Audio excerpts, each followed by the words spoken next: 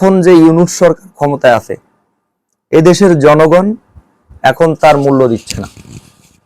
যখন এই লোকটি ক্ষমতা থেকে চলে যাবে, আরেকটা লোক নির্বাচিত হয়ে এই ক্ষমতার চেয়ারে বসবে, তখন এই জাতি কি বলবে জানেন? জাতি বলবে কি, ইউনূস সাহেবই ভালো ছিল, ওনার আমলে আমার স্বাধীনতা ছিল, এটা বলবে।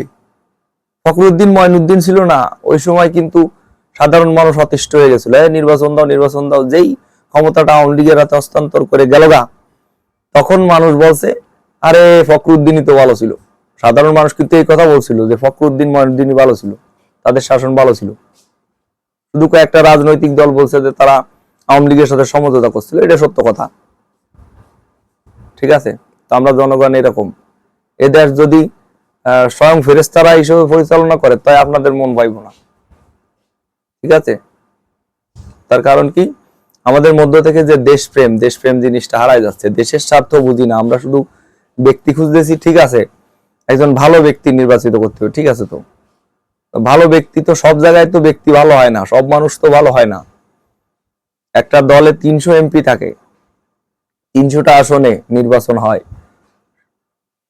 তাই এই 300 আসনে তো 300 জন ভালো হবে না, 2-1 তো খারাপ হইতে পারে। সেই সব জায়গায় 2-1জনকে বাদ দেন, দিয়ে যে ভালো তারে দেন, তারে ভোট দেন, দিয়ে তারপর এই দেশটাকে একটা ভালো জায়গায় নিয়ে যান।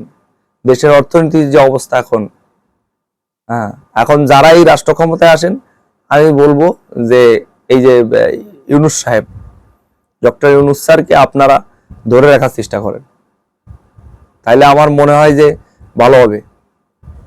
তা না হইলে আপনারা যেই ক্ষমতায় আসেন, এই রাষ্ট্রে এই দেশ পরিচালনা করতে আপনারা পারবেন না।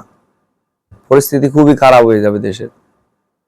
আর কিছু বদমাইশ ইউটিউবার দেশের বাইরে বসে বসে বিভিন্ন ধরনের ভিডিও বানায়, তারা সেনাবাহিনীর সাথে, ভারতের সাথে, পার্শ্ববর্তী বিভিন্ন রাষ্ট্রের সাথে আমাদেরকে একটা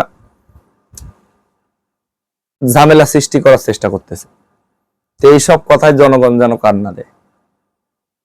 এইসব কথায় কান দিয়ে মনে করেন যে ওই ইয়াকিরা ইউটিউবার কয়েকজন আছে দেশের বাইরে, তারা ওই বিভিন্ন ধরনের চাল চালাইতেছে। এই দেশে তাদের কিছু চেলাবেলা আছে, এইগুলারে হয়তো তারা কিছু টাকা পয়সা দেয়, আর না হয় তাদের থেকে তারা এই দেশে এখন হয়তো তারা চাইছিল যে এই সরকারের কোনো একটা জায়গায় বসতে, কিন্তু তাদেরকে কেউ বাল ফলাইতেও ডাকে নাই। এই জন্য এখন তারা বিভিন্ন ধরনের পরিকল্পনা চালাইতেছে যে কিভাবে এই দেশটার গোয়া মাইরে দেওয়া যায়। গোয়া মাইরে দেওয়ার জন্য তারা বিভিন্ন চাল চালাইবে এবং উস্কানি দেবে। তা আমি মনে করি না যে আমাদের বাংলাদেশে এখন যে শক্তিশালী রাজনৈতিক দলের মধ্যে বিএনপি আর জামাত আছে, এই দুই দলের কেউই আমার মনে হয় না ভারতকে আধিপত্য বিস্তার করতে দেবে।